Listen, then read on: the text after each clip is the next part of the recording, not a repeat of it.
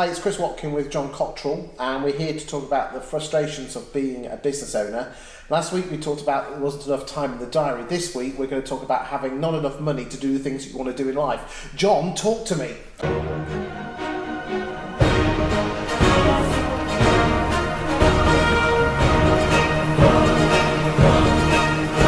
Right, well, I think a lot of us have experienced what we call underlying inflation. So the fact is that year by year things cost more. You've also got more and more competition in the market. We've got imports competing with manufacturers. You've got many more one-man band service businesses competing as companies have laid online threat with certain firms. Yeah, and you've got people going online too. So there's a lot of change going on. And what that tends to do is act to depress margins, which means I've got to hustle harder, I've got to work harder to make the money I wanted to make. And certain sectors just have not and probably will not recover from where they were 10 years ago. I mean, estate agency will be a classic case where, the moment the sun came out, they'd go and buy brand new Range Rovers because they were, making money again. And now people are a lot more cautious than they used to be. Why? Because the world has changed, there's many more competitive threats. And if you don't evolve fast enough, then the competition evolves. Guess what? You can't make a profit like you used to. It's a lot harder out there. I think life is a lot faster, don't you think? Yeah, it is faster. So you can innovate, you can strategize to get yourself back in that space. And probably the number one thing that I would say, I think without exception to all my clients, is really mine your niche deeply. Mine your niche deeply. Okay, so when you say mine your niche, what does that exactly mean in real human terms and not coaching terms? Well, let's imagine we're two schoolboys and we're playing British Bulldog. Yes. Remember that? Everybody's across one side of the playing field and you're the poor bugger that's in the middle and got to stop everybody rushing past. Yes. Yeah? So in what way do you play that game to fail at it? If you do what? If you're that one kid, what's the temptation? Is to try and stop everyone. Yeah, you put your arms out, don't you? Try and catch everyone. And who do you catch? Nobody, right? When you got the strategy of win, what have you got to do? You pick one, like the lion does with the wildebeest. Right, right, okay, we'll come on to that story if it's the right time. Yeah, you pick the one kid and you zoom in on that target and you nail that kid. Yes. Now there's two of you. When two of you nail two, now there's four of you nail four, you've got eight nail eight, you've got 60, and suddenly you've got exponential growth. But if I forever am trying to catch everybody, you'll never get anyone, will you? I'll never get anyone. And in the business world today, there's many accountants, there's many hairdressers, there's many builders, there's many letting agents, estate agents, all kinds of people. We're all in the same business, aren't we? Trying to attract customers and clients. Yeah. And if there's not a reason why you, as opposed to just your profession or your job, then people are, well, why would I go to you when there's a bloke next door who does the same as you? Because if you haven't educated them, you're now a commodity. Guess what? Price competition. Yeah, they can only judge you on price, can't they? Yes.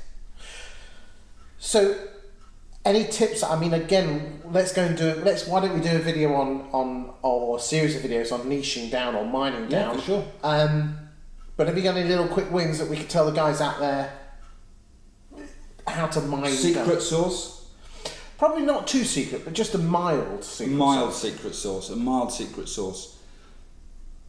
Think about how you need to educate your customers why you.